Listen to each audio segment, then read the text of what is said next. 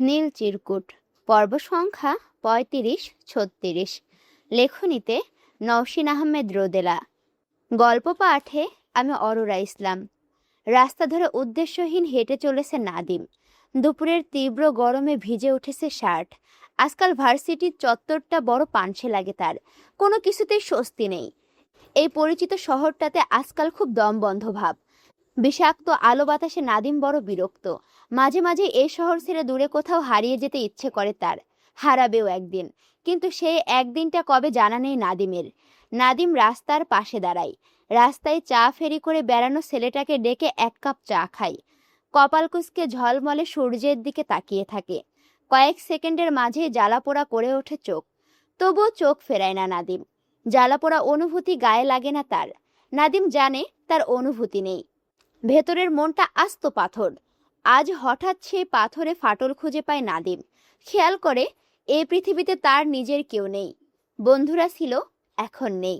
নেই শব্দটা মনে পড়তেই বুক জ্বালা করে নাদিমের। সব ঠিক করে আবারও আড্ডায় বসতে ইচ্ছে করে। অন্তু রঞ্জনের সাথে গলা মিলিয়ে গান গাইতে ইচ্ছে করে, কিন্তু বড্ড অস্বস্তি হয়। বুকের ভিতর থেতলিয়ে থাকা ইগোটা মাথাচাড়া দিয়ে উঠে বলে, তোমার কি অভিমান নেই, আত্মসম্মান নেই? নাদিম অবাক হয়। আত্মসম্মান? বন্ধুদের সামনে আবার কিসের আত্মসম্মান? ওরা তো আমার নিজের। ভেতর থেকে উত্তর আসে, সত্যিই ওরা নিজের? কেন নয়? কখনো নয়। হলে কি সে তোমায় ওইভাবে অপমান করতে পারে? নিজের ভেতরকার পুরুষটির সাথে শান্ত বাক্য বিনিময় করতে করতে এগিয়ে যায় নাদিম। আমি কি আগে শুরু করিনি? কি দরকার ছিল আগ বাড়িয়ে কথা বলার? ও যে রেগেছিল। সি নাদিম, এ তোমার কেমন অধঃপতন! ভীষণ সাহেবী হয়ে যাচ্ছ আজকাল। বন্ধুরা যদি তোমার নিজেরই হয়, তবে বন্ধুত্বের স্বার্থে করা তোমার কাজটা কি খুব অন্যায় ছিল? এত বাস বিচার করেই যদি কথা বলতে হয়, তাহলে বন্ধু আর রাস্তার মানুষের মাঝে পার্থক্য কি? নাদিম দীর্ঘশ্বাস ফেলল। অসহায়ভাবে বলল, রেগে থাকলে কি কারো হুঁশ থাকে? কখন কি বলে ফেলে। আমি কি বলি না? না, বলো না। আর যাই হোক, বন্ধুর গোপন কষ্টগুলো দিনের আলোয় গলা চিরিয়ে প্রকাশ করো না। এ কি কোনো বন্ধুর মতো কাজ হলো? যে ব্যক্তি বন্ধুর গোপনীয়তা ঢাকতে জানে না, সে কখনো বন্ধু হতে পারে না। আমার কি আদৌ গোপন কিছু আছে? অবশ্যই আছে, আলবাত আছে। থাকলে থাকুক, ও না হোক, আমি তো ওর বন্ধু। একে বন্ধুত্ব বলে না। তুমি বোকা। তুমি মেরুদণ্ডহীন বলেই তোমার আত্মসম্মান জন্মায় না। কথোপকথন বিশেষ এগোলো না। তার আগে বিশাল সাদা একটা মার্সিডিজ গাড়ি এসে পথ এলিয়ে দাঁড়ালো। নাদিম চিন্তার জগৎ থেকে বেরিয়ে কপাল কুঁচকে তাকালো। ভুরুজোড়া বাঁকিয়ে সচেতন দৃষ্টি ফেলল বিলাসবহুল গাড়িটির ওপর।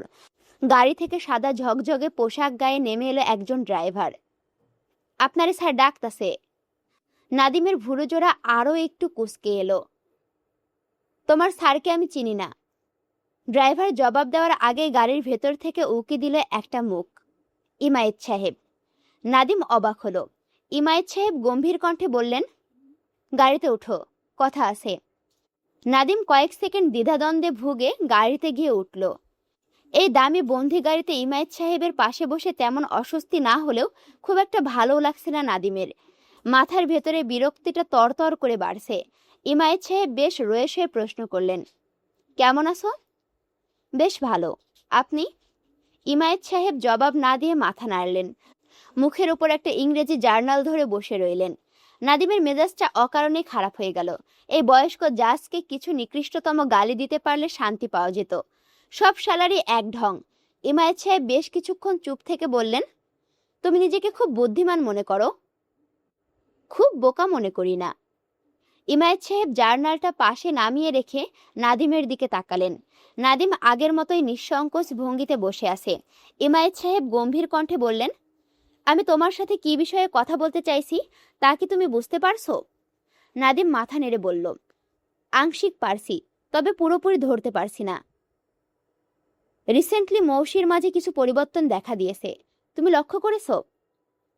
জি না। ইমায়েত সাহেব চিন্তিত কণ্ঠে বললেন, মৌসি আজকাল রান্না বান্না শেখায় মনোযোগী হয়েছে। এই বয়সে মেয়েরা রান্না বান্না শেখে, অস্বাভাবিক কিছু তো দেখছি না। ইমায়েত সাহেব শক্ত চোখে তাকালেন। অবশ্যই অস্বাভাবিক।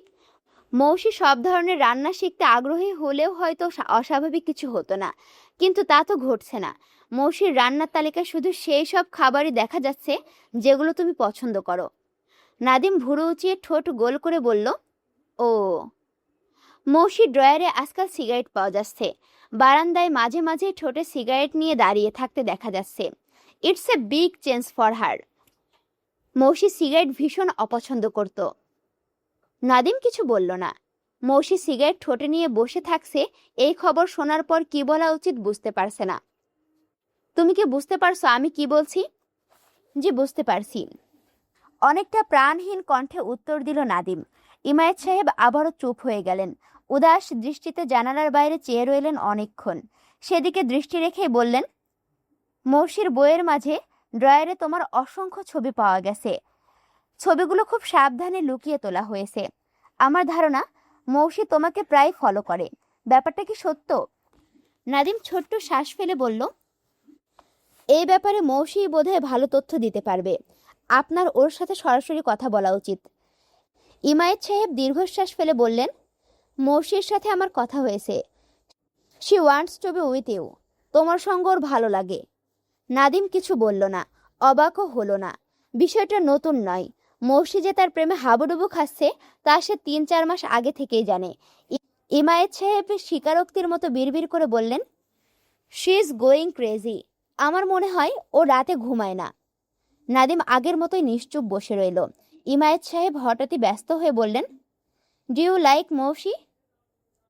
Is a man being I like her, but not like a woman. Imayet সাহেব তীক্ষ্ণ চোখে তাকালেন। পার্সোনালি আমি তোমাকে পছন্দ করি না। তোমার সম্পর্কে খোঁজ নিয়ে যতটুকু জেনেছি তাতে ভালো রেজাল্ট ব্যতীত পছন্দ করার মতো দ্বিতীয় কোনো কিছু তোমার আছে বলে আমার মনে হয়নি। You are a useless fellow always. Still you have an attraction. দুর্ভাগ্যবশত মৌসির সাথে তোমার ইনভলভ হওয়াটা আমার বাধ্য হয়ে চাইতে হচ্ছে। I can change your life overnight. Nadim হাসল। খিস্ত্রে যাওয়া মেজাজটা দাঁতে দাঁত চেপে সামলে নিয়ে বলল, আমিও আপনাকে পছন্দ করি না।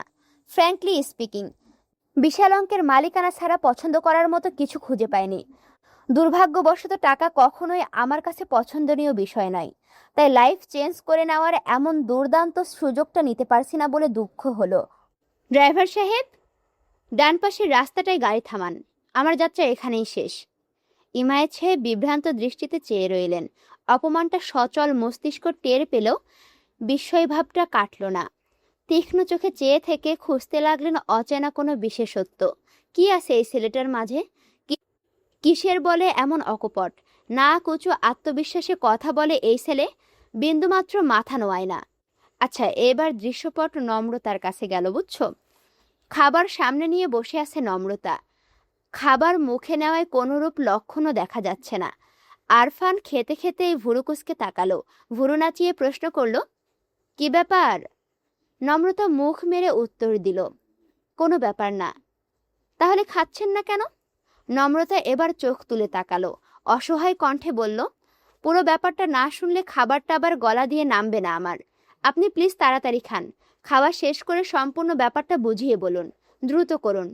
আরফান একগাল হেসে বলল, আপনি এত অধৈর্য কেন বলুন তো? একটুও পেশেন্স নেই? আগেও অবশ্য ছিল না।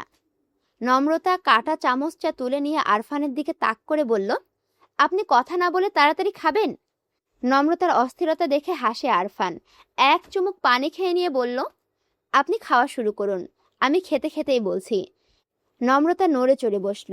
উৎসাহী চোখে তাকিয়ে বলল, আচ্ছা বলুন। আরফান ভুরুকুটি করে বলল, হুম, না খেলে বলবো না। বাধ্য হয়েই খাবারে হাত দেয় নম্রতা। 2-3 গ্লাস মুখে তুলে নিয়ে বলে, এবার তো বলুন। আরফান ছোট্ট নিঃশ্বাস ফেলে বলল, কোথা থেকে শুরু করব বুঝতে পারছি না। দাঁড়ান, আমি একটু গুছিয়ে নেই। নম্রতা বাধ্য মেয়ের মতো মাথা নাড়ালো। বেশ কিছুক্ষণ নিশ্চুপ থেকে জোরালো শ্বাস ফেলল আরফান। আমি ছোট থেকেই খুব পড়াকু ছিলাম, আর ভাইয়া ছিল ডান পিঠে চঞ্চল। ভাইয়া তত পড়াকুত না হলেও তার বিজনেস আইডিয়া ছিল অসাধারণ। আমার আর নিদ্রার ছোট থেকেই ছোট ছোট বিষয়ে খুব গুরুত্ব দিয়ে খেয়াল রাখতো ভাইয়া। ভাইয়ার দৃষ্টি ছিল তীক্ষ্ণ, সজাগ। গাছ থেকে একটা পাতা খসে পড়ল, নজরে এড়াতো না তার। নজর এড়ানোর উপায়ও ছিল না হয়তো। আমার আর আপনার চিঠি প্রেমের ব্যাপারটা ভাইয়াই ধরে ফেলেছিল প্রথম। আমার বাবা সাধারণ ব্যাংক কর্মকর্তা ছিলেন। পারিবারিক অবস্থাও খারাপ না হলেও আহামরি কিছুই ছিল না। সেই পরিবারকে একা হাতেই এতদূর টেনে আনলেন ভাইয়া। আমার স্কলারশিপের ব্যাপারটা আমার আগেই ভাইয়ার কানে এসে পৌঁছেছিল। কিভাবে পৌঁছেছিল সেটা আজও একটা রহস্য। আমার ধারণা ভাইয়াই কোনো কলকাঠি নেড়ে ব্যবস্থা করে দিয়েছিলেন। এটুকু বলেই থামলো আরফান। কয়েক সেকেন্ড চুপ থেকে আবারও বলল, ভাইয়া স্কলারশিপের ব্যাপারটা সম্পূর্ণ চেপে গিয়ে আমার পাসপোর্ট আর ভিসার ব্যবস্থা করে ফেললেন। আমি তখন হসপিটালে প্র্যাকটিস করি, সারাদিন গাধার মতো খেটে রাত ভোর পড়াশোনা করি। ভাইয়ার মতো অত সজাগ দৃষ্টি আমার কোনো কালেই ছিল না, তাই পিঠে পিছে ঘটে যাওয়া এত কাহিনীর টিকিটুকুও ধরতে পারিনি। সব ঠিকঠাকই চলছিল, কিন্তু হঠাৎই একটা অ্যাক্সিডেন্টে উলটপালট হয়ে গেল সব। চট্টগ্রামগামী একটা ট্রাকে থেতলে গেলেন ভাইয়া। ভাইয়াকে যখন হসপিটালে আনা হলো তখন আমি ডিউটিতে। আমি দাঁড়িয়ে দাঁড়িয়ে ভাইয়া শেষ হয়ে যাওয়াটা দেখলাম। সেই দিনটি যে কি ভয়ানক ছিল নম্রতা! নিজের ডাক্তারি পড়াটাকে বেকার মনে হচ্ছিল। আমার চোখের সামনে পুরো পরিবারটাতে নেমে এলো বিশাল ধস। ভাইয়া মারা যাওয়ার পরের দিন বাবার থেকে স্কলারশিপ সম্পর্কে জেনেছিলাম আমি। একদিকে মানসিকভাবে ভেঙে পড়েছিলাম, অন্যদিকে ফিনান্সিয়াল চাপ। সব মিলিয়ে ইউএসএ যাওয়াটা বাতিল করতেই চেয়েছিলাম। পড়াশোনাতেও মনোযোগ দিতে পারছিলাম না। আমার ছোট বোন নিদ্রা ভাইয়ার প্রতি প্রচণ্ড উইক ছিল। ভাইয়া ব্যবসায়িক কাজ শেষ করে রাতে এসে তাকে খাইয়ে দিলে সে খেত, নয়তো খেত না। সারাদিন উপসে বসে থাকতো। ভাইয়ার আকস্মিক মৃত্যুতে নিদ্রাও অসুস্থ হয়ে পড়ল। নিদ্রা এমন একটা ট্রমার মধ্যে দিয়ে যাচ্ছিল যে ওর বেঁচে থাকা নিয়ে আশঙ্কায় পড়ে গিয়েছিলাম আমরা। আমি কি করব, কোথায় যাব কিছুই বুঝে উঠতে পারছিলাম না। ভাইয়া আছে মানে সব ঠিক, এমনটা জেনেই ছোট থেকে বড় হয়েছিলাম আমরা। কখনো কোনো কিছু নিয়ে ভাবতেই হয়নি। ভাইয়ার অনুপস্থিতিতে পৃথিবীর চেনা আদল বদলে গেল। পরিবারকে এমন একটা অবস্থায় রেখে অনির্দিষ্টকালের জন্য ইউএসএ যাওয়ার কথা তখন চিন্তাও করতে পারছিলাম না। যেতামও না হয়তো, যদি না ভাইয়ার মৃত্যুর আগে অ্যাডভান্স টিকিট কেটে রাখতেন। বাবাও জোর দিলেন।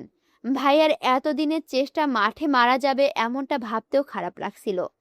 দুদিন দ্বিধাদ্বন্দ্বে ভুগে একরকম বাবার চাপে পড়ে ভাইয়ার মৃত্যুর 5 দিনের মাথায় নিদ্রাকে হসপিটালে ফেলে মার্কিন মুলুকে উড়াল দিতে হলো। ইউএসএ গিয়ে শুরু হলো টিকে থাকার আরেক যুদ্ধ। নম্রতা কিছুক্ষণ শান্ত থেকে বলল, চিঠি? তবে চিঠি দিয়েছিলেন কখন? এমন একটা পরিস্থিতিতে লাইব্রেরি গিয়েছিলেন আপনি? বিস্মিত কণ্ঠে প্রশ্ন করল নম্রতা।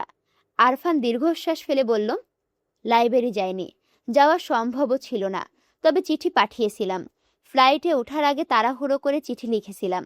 তাতে আমার স্কলারশিপ নিয়ে ইউএসএ যাওয়া, ভাইয়ার মৃত্যু আর আমার নাম্বার ছিল। যোগাযোগ করতে বলেছিলাম। সেই চিঠি পাঠিয়েছিলাম আমার এক ছোট ভাইয়ের হাতে। ছোট ভাই বলতে ভার্সিটির জুনিয়র। কোথায় রাখতে হবে সেটাও বলে দিয়েছিলাম। ওর মতে চিঠি সে সঠিক জায়গাতেই রেখেছিল। 1 সপ্তাহে আপনার কোনো খবর না পেয়ে ওকে কল করেছিলাম আমি। ও ফিলোসফির বইটি একটা ছবিও পাঠিয়েছিল। বই চেক করে জানিয়েছিল বইয়ে চিঠি নেই। আমি ভেবেছিলাম চিঠিটা হয়তো আপনিই নিয়েছেন। নম্রতা বিহ্বল দৃষ্টিতে চেয়ে রইল। এত কিছু ঘটে গিয়েছে তার অগোচরে। নম্রতা শুকনো গলায় ঢোক গিলল, সন্দিহান কণ্ঠে বলল, আপনার সে জুনিয়রই চিঠিটা সরিয়ে ফেলেছে এমন কিছু কি হতে পারে? না, মুহিব আমার বিশ্বস্ত, তাছাড়া চিঠি সরিয়ে তারই বা কি লাভ? নম্রতা উত্তর দিল না। চিন্তিত মুখে বসে রইল, কপালে চিন্তার ভাঁজ। বেশ কিছুক্ষণ দুজনেই চুপচাপ বসে থেকে রেস্টুরেন্ট থেকে বেরিয়ে এলো ওরা। তখন দুপুর গড়িয়ে বিকেল নেমেছে, চারিদিকে নরম আলো। রেস্টুরেন্ট থেকে বেরিয়ে পার্কের দিকে হাঁটা দিল তারা। পার্কে তখন বিভিন্ন বয়সী মানুষের সমাহার। রাস্তার পারে বাদাম, ছোলা, ফুচকা, বিভিন্ন দোকানের আসর। বেশ কিছুক্ষণ পাশাপাশি হাঁটার পর ফুস করে নিঃশ্বাস ছাড়ল আরফান। হাসার চেষ্টা করে বলল, জীবনটা কি অদ্ভুত তাই না? মেডিকেল ফাইনাল প্রুফ দেওয়ার পর কিছুটা ফ্রি ছিলাম। নিশাদের সাথে আড্ডাও হচ্ছিল অনেক দিন পর। হঠাৎ নিশাদ বলল, লাইব্রেরি থেকে কিসব বই নিবে সে। আমাকেও সাথে নিল। লাইব্রেরির 2 তলায় গিয়ে একটা চেয়ার টেনে বসলাম। নিশাদ নিজের মতো বই খুঁজতে ব্যস্ত। অযথা বিরক্ত লাগছিল বলে উঠে গিয়ে পাশের তাক থেকে আমিও একটা বই তুলে নিলাম। পুরাতন মোটা ফিলোসফির বই। আমি বিজ্ঞানের ছাত্র। ফিলোসফি সম্পর্কে বিন্দুমাত্র ধারণাও আমার ছিল না। কৌতূহলবশত বইটা উল্টে পাল্টে দেখছিলাম। তারপর কিভাবে যেন চিঠিটা হাতে পেয়ে গেলাম। অবসর বসেছিলাম বলে নিশাদের হাত থেকে এক টুকরো কাগজ নিয়ে চিঠির উত্তরও লিখে ফেললাম। লাইব্রেরি থেকে বেরিয়ে চিঠির কথাটা ভুলেও গেলাম। এই চিঠিতে যে একদিন কুপকাত হব কে জানতো। নম্রতা জবাব না দিয়ে আরফানের দিকে তাকায়। লম্বা চওড়া বলিষ্ঠ গঠনের মানুষটিকে দেখতে মাথাটা বেশ খানিকটা উঁচু করতে হয় তার। শক্ত চোয়াল আর ব্যাক ব্রাশ করা চুলগুলোতে বিকেলের সোনালি রোদ এসে পড়ছে। নম্রতা আজই প্রথম খেয়াল করলো আরফানের ঘাড়ের কাছে একটা তিল আছে, কুচকুচে কালো তিল। সেই তিলের মাধুর্যে এক পাশ থেকে আরফানকে আরো বেশি ব্যক্তিত্ববান আর বলিষ্ঠ দেখাচ্ছে। হঠাৎই তিলটাকে আলতো হাতে ছুঁয়ে দিতে খুব খুব ইচ্ছে জাগলো নম্রতার। কিন্তু প্রতিবারের মতো ইচ্ছের ঝোপ বন্ধ করে বেহায়ের মতো চেয়ে রইল নম্রতা। ডান হাতে আচমকা আরফানের স্পর্শ পেয়ে চমকে উঠে চোখ ফিরিয়ে নিজের হাতের দিকে তাকালো সে। পর মুহূর্তেই গম্ভীর উদ্বেগী কণ্ঠে ধ্যানভঙ্গ হলো। আরেকটু হলে গর্তে পড়তেন, সাবধানে হাঁটুন। নম্রতা মৃদু গলা খেখারি দিয়ে মাথা নাড়ল। আরফান মিটিমিটি হাসছিল, বলল, মনোযোগ কোথায় ছিল? কি দেখছিলেন? নম্রতা যেন হোঁচট খেল। এক পলক আরফানকে দেখে নিয়েই বুঝতে পারল চুরি ধরা পড়ে গিয়েছে। এই ডাক্তার খুব একটা সুবিধার নয়। চোখ কান সজাগ সতর্ক। তবুও নম্রতা কিচ্ছুটি স্বীকার করল না। আমতা আমতা করে বলল, আশেপাশে দেখার মতো তো অনেক কিছুই আছে। রাস্তার ওপাশে একটা বাচ্চা দাঁড়িয়েছিল, ওকেই দেখছিলাম। আরফান হেসে ফেলল, ঠাট্টা নিয়ে বলল, ও আচ্ছা আচ্ছা। নম্রতা খানিক রেগে গিয়ে বলল, হাসছেন কেন? আরফান নম্রতার মতো করেই বলল, আশেপাশে হাসার মতো তো অনেক কিছুই ঘটছে। রাস্তার এপাশে একটা বাচ্চা দাঁড়িয়েছিল, তার কথা শুনেই হাসছি। কথাটা বলে আবারও মিটিমিটি হাসতে লাগলো আরফান। নম্রতা রাগ করার চেষ্টা করেও হেসে ফেলল। আরফানের বাহুতে এলোপাথারি কয়েকটা আঘাত করে বলল, আপনি একদম অসহ্য। আরফান নিঃশব্দে হাসল। অবাক হওয়ার চেষ্টা করে বলল, অসহ্য কেন? আমি কি একবারও বলেছি যে আপনি আমার দিকে তাকিয়েছিলেন? আমি আপনার কথা সরল মনে বিশ্বাস করেছি, তারপরও অসহ্য? নম্রতা নিভে গেল। লজ্জায় রাঙা হয়ে উঠল মুখ। কি ফাজিল ছেলে! নম্রতা আরফানের বাহুতে বেশ জোরেই আঘাত করলো এবার। কৃত্রিম রাগ নিয়ে বলল, আমি আপনার সাথে কথাই বলবো না আর।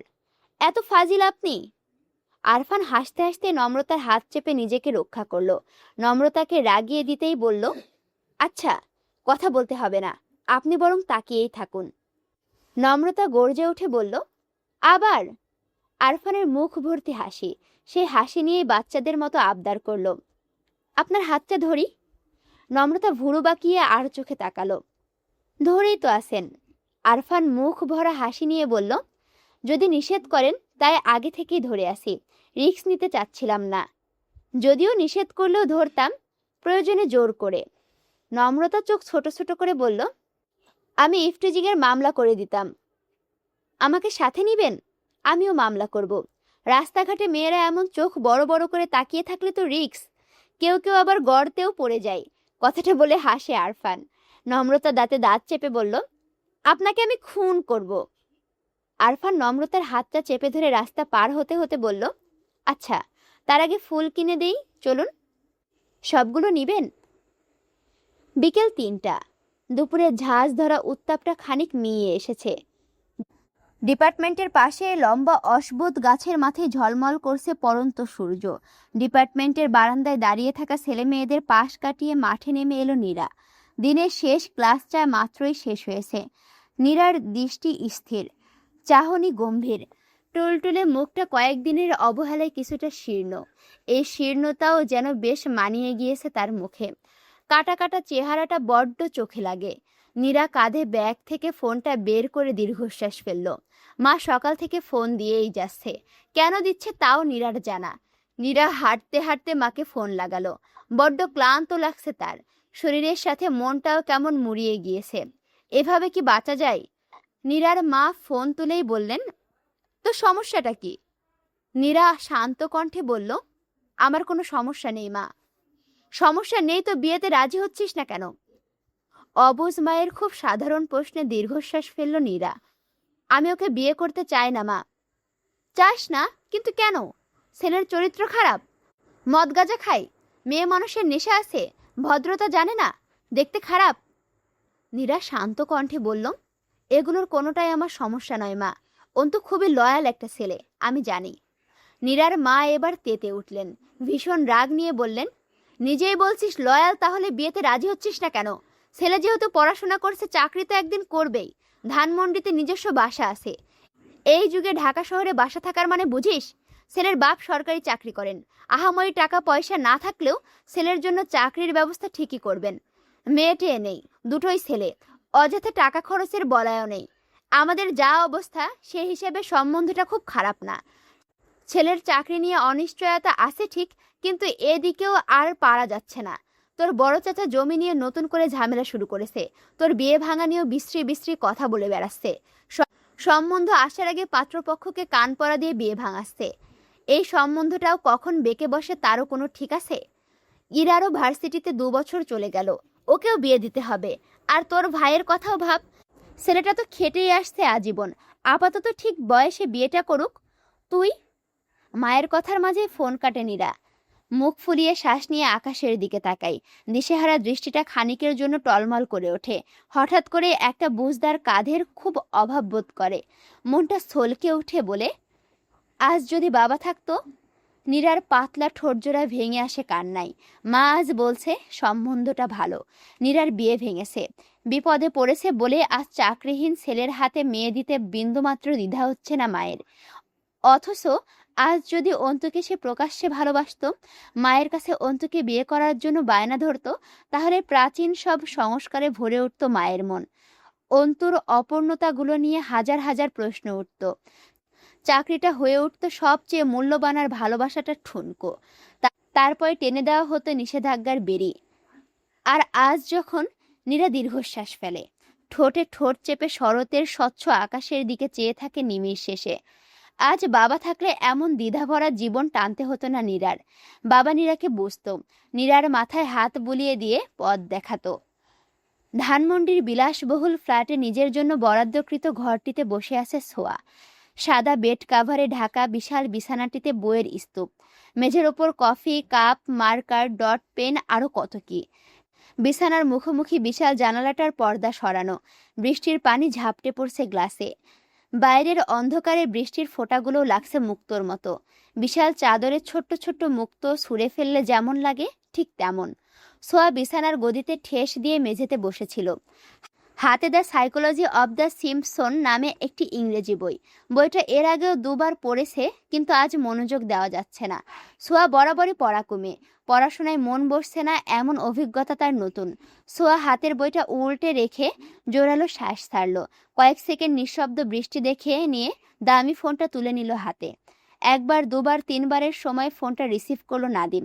ফোন রিসিভ করে ধমকে উঠে বলল, তোর সমস্যা কি বাপ? জ্বালাইতেছিস কেন?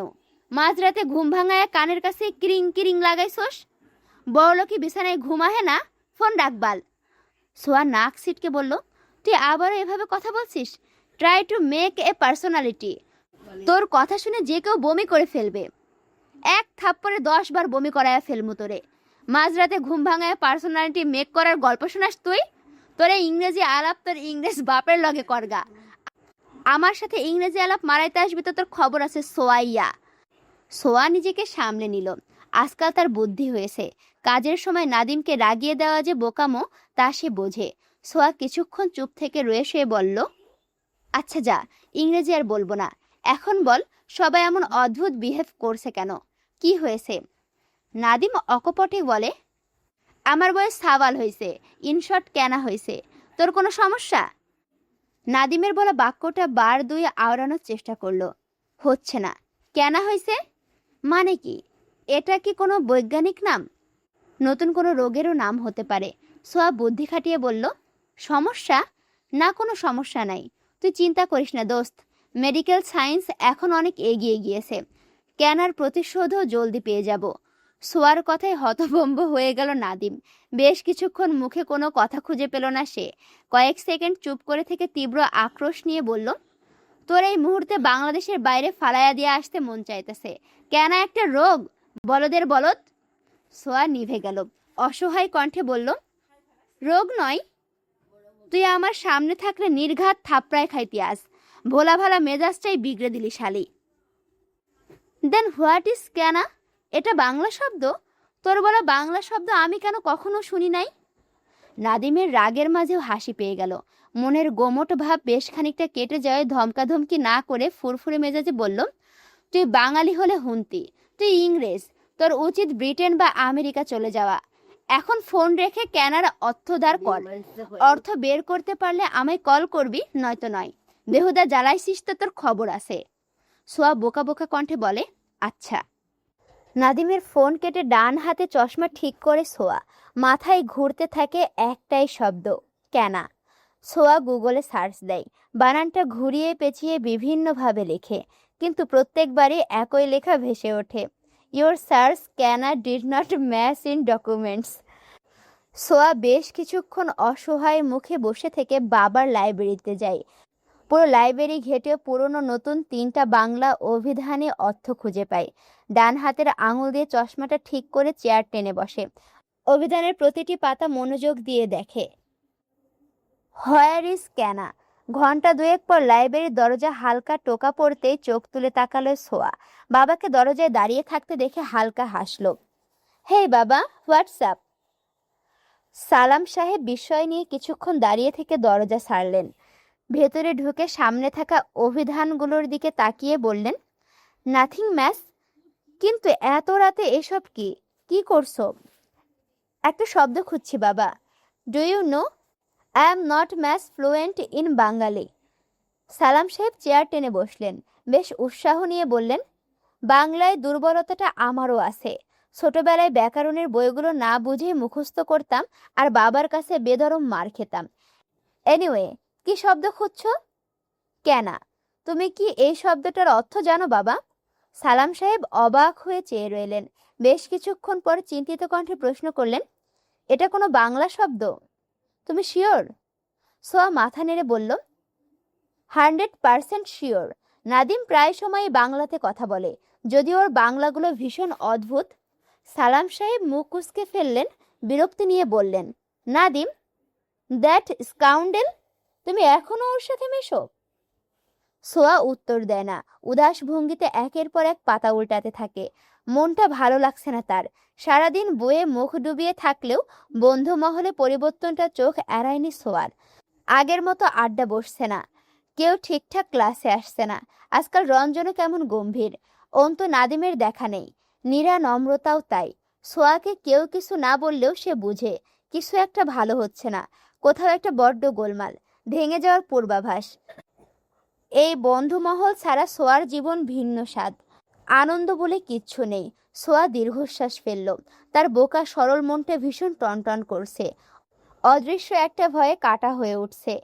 এই ভয়টা কি হারানোর ভয়, নাকি হারিয়ে যাওয়ার ভয়? রাতের শেষ ভাগ। ঘর জুড়ে সবুজ রঙের হালকা আলো। বিছানার এক কোণায় মাথা নিচু করে বসে আছে অন্তু। বাকি বিছানায় হাত পা সরিয়ে ঘুমিয়ে আছে অয়ন। অন্তু মাথা তুলে ভাইয়ের মুখের দিকে তাকালো। অয়নের মুখে এখনো বাচ্চাদের ছাপ। সেদিনেও ভাইয়া ভাইয়া করে মাথা পাগল করে দেওয়া ছেলেটা এখন ক্লাস 10-এ পড়ে। ভাবতে অবাক লাগে অন্তুর। অন্তু দীর্ঘশ্বাস ফেলে চোখ সরিয়ে নেয়। মনটা বড় অস্থির। এক জায়গায় দীর্ঘদিন মনোযোগ দেওয়া কঠিন। অন্তু দিশেহারা চোখে চারপাশে তাকালো। সবুজ আলোয় দৃষ্টিটা ভেসে ভেসে আটকে গেল টেবিলের পাশে থাকা অয়নের গিটারটার ওপর। অয়ন গান গাইতে পারে না, তবুও তার গিটারের খুব শখ। 2 বছর আগে টাকা জমিয়ে অন্তুই কিনে দিয়েছিল এই গিটার। অন্তু উঠে গিয়ে গিটারটা তুলে নিল হাতে। সাথে সাথেই চোখের সামনে ভেসে উঠল নাদিমের হাস্যোজ্জ্বল মুখ। চায়ের স্টলে বসে প্রাণ খুলে গান গাওয়া বন্ধুদের আড্ডাটা। অন্তু গিটার হাতে বারান্দায় গিয়ে বসলো। চাঁদের আলোয় ভেসে যাওয়া প্রকৃতির দিকে নিমির শেষে চেয়ে রইল অনেকক্ষণ। জ্যোৎস্নায় গিটারের গা ভাসল। চিকচিক করে উঠল গিটারের মসৃণ গা। অন্তু বেশ কিছুক্ষণ ভূতগ্রস্তের মতো বসে থেকে দীর্ঘশ্বাস ফেলল। ধীরে ধীরে আঙুলগুলো সচল হয়ে উঠল। মায়াবী জ্যোৎস্নায় বেজে উঠল এক বিরহী সুর। আনমনা অন্তু আজ অনেক দিন পর গলা ছেড়ে গাইল, এখন আমি অনেক ভালো, তোমায় ছাড়া থাকতে পারি। বলে না তো কেউ আমাকে, করোনা বাড়াবাড়ি। আমার আকাশ আমার সবই আমি আমার মতো গুছিয়ে নিয়েছি। যদি স্বপ্নটাকে আপন করে দেখতে শেখালে, তবে মাঝপথে হাতটা ছেড়ে কি বোঝালে? ভালোবাসি তোমায় আমি, এ কথা জানি, তবে বলবো না আর আগের মতো এখন আমি। আচ্ছা, তোমাদেরকে একটা কথা বলি। এখন আমি উপন্যাস পড়ছি, এখন রাত 11টা 9 বাজে, আর কারেন্ট চলে গেছে। তো আমি এই গানটায় সুর দিয়ে বলতাম, কিন্তু দুঃখের বিষয় হচ্ছে আমি এই গানটা এর আগে কখনো শুনিনি। আর কারেন্ট না থাকার কারণে, ওয়াইফাইয়ের অভাবে আমি গানটা শুনে চেষ্টাও করতে পারিনি, তাই রিডিং পড়া আকারেই শোনো, বুঝছো? হঠাৎই থেমে গেল সুর। নিশ্চুপ অন্তু চুপ করে চেয়ে রইল দূরে। একসময় পকেট থেকে ফোন বের করে গ্যালারিতে ঢুকলো অন্তু। হাত চলছে যন্ত্রের মতো, প্রাণহীন, অনুভূতিহীন। কুতুবদিয়ার একটি হতশ্রী চা স্টলে হাত পা ছড়িয়ে বসে আছে 6 বন্ধু। সবার মুখে বিস্তর হাসি। নাদিমের হাতে গিটার। অন্তু দুহাত সরিয়ে দিয়েছে নাদিম আর রঞ্জনের কাঁধে। ছবিটা দেখতে দেখতে চোখ দুটো জ্বালা করে উঠল অন্তুর। হঠাৎই হাতের ফোনটা ছুঁড়ে ফেললো ফ্লোরে। নির্জীব ফোনটা দেওয়ালের সাথে লেগে ছিটকে পড়ল দূরে। অন্তু দু হাতে মুখ চেপে বসে রইল। হাত সরিয়ে চুলগুলো খামচে ধরে কঠিন একটা সিদ্ধান্ত নিল। দীর্ঘ 4 বছরের পাগলাম হতে আসছে হার মানল। নীরাকে আর চায় না তার। থাকুক সে তার মতো। শুধুমাত্র নীরাকে পাওয়ার পাগলামোতে কত কিছুই না করেছে অন্তু। পরিবার, বন্ধুমহল সবার থেকে দূরে সরে গিয়েছে। নিজের জীবন থেকেও কি দূরে সরে যায়নি? নীরার অবহেলায়, ঘৃণায় ভেতরের ভালোবাসাটা থিতলিয়ে গিয়েছে। ভালোবাসাটা গলার কাছে আটকে থেকে দম বন্ধ করে দিতে চাইছে বারংবার। অন্তুর ভেতরটা জ্বলে পড়ে ওঠে। একের পর এক দীর্ঘশ্বাস বেরিয়ে আসে বুক জুড়ে। নীরাকে সে ভুলতে পারবে না ঠিক, কিন্তু তাকে মনে রাখাটা তো যন্ত্রণার। অপমান, অবহেলা সইতে সইতে অন্তু এখন ক্লান্ত। এবার তার মুক্তি চাই। যত কষ্টই হোক, অন্তু লড়বে। যে তাকে চাইছে না, তাকে জোরপূর্বক পাওয়ার থেকে নিজের ইচ্ছার সাথে লড়াই করাটা সহজ। সে লড়াইয়ে আত্মসম্মান হারানোর ভয় থাকে না। মাথা নোয়াতে নোয়াতে মাটির সাথে মিশে যাওয়ার ভয় থাকে না। প্রিয় বন্ধু, পরিবার হারানোর ভয় থাকে না। দু হাতে মাথা চেপে ধরে দীর্ঘশ্বাস ফেললো অন্তু। আচ্ছা, অন্তু এবার মনে মনে ভাবছে, বুঝছো? অন্তুর ভাবনাতে নাদিমকে দেখছে। মস্তিষ্কের পর্দায় জোর দিয়ে বলে উঠল নাদিম, দূর শালা, মায়া মানুষ নিয়ে এত ভাবন লাগে নাকি? তুই খালি ক কেমন মায়া লাগবো, আমি আসি না। অন্তু হাসলো। পর মুহূর্তে প্রচন্ড অনুশোচনায় হাঁসফাঁস করে উঠল মন। নিজের দোষটুকু চোখের সামনে প্রকাণ্ড হয়ে ধরা পড়লেও নাদিমকে বলার মতো কিছুই খুঁজে পেল না। বন্ধুদের কি ঘটা করে সরি বলা যায়? সরি বললেই কি সব সমাধান হয়? অন্তুর ভাবনার মাঝে বারান্দার দরজা থেকে ভয়ে ভয়ে ডেকে ওঠে একটা কণ্ঠ, ভায়া। অন্তু চোখ ফিরিয়ে তাকায়। বারান্দার দরজায় জড়সড় অয়নকে দাঁড়িয়ে থাকতে দেখে বলে, কি ব্যাপার, উঠেছিস কেন? কিছু বলবি? অয়ন ঘুমু ঘুমু কণ্ঠে বলল, তুমি যে গিটার বাজাচ্ছিলে, গিটারের শব্দে ঘুম ভেঙে গিয়েছে। ও, খেয়াল ছিল না। অয়ন দরজার কাছে ঠায় দাঁড়িয়ে থেকে বলল, তোমার কি মন খারাপ ভাইয়া? অন্তু গভীর চোখে তাকালো। কয়েক সেকেন্ড চুপ থেকে হেসে বলল, মন খারাপ কেন থাকবে? মন খারাপ না, তুই ঘুমো। অয়ন ধীর পায়ে ভাইয়ের পাশে গিয়ে বসলো। মিনমিন করে বলল, তুমি নীরা আপুকে খুব ভালোবাসো না? অন্তু হাসলো। ভাইয়ের কাঁধ চাপড়ে দিয়ে বলল, হ্যাঁ বাসি। নীরা আপু বিয়েতে রাজি হয়ে যাবে, তুমি মন খারাপ করো না।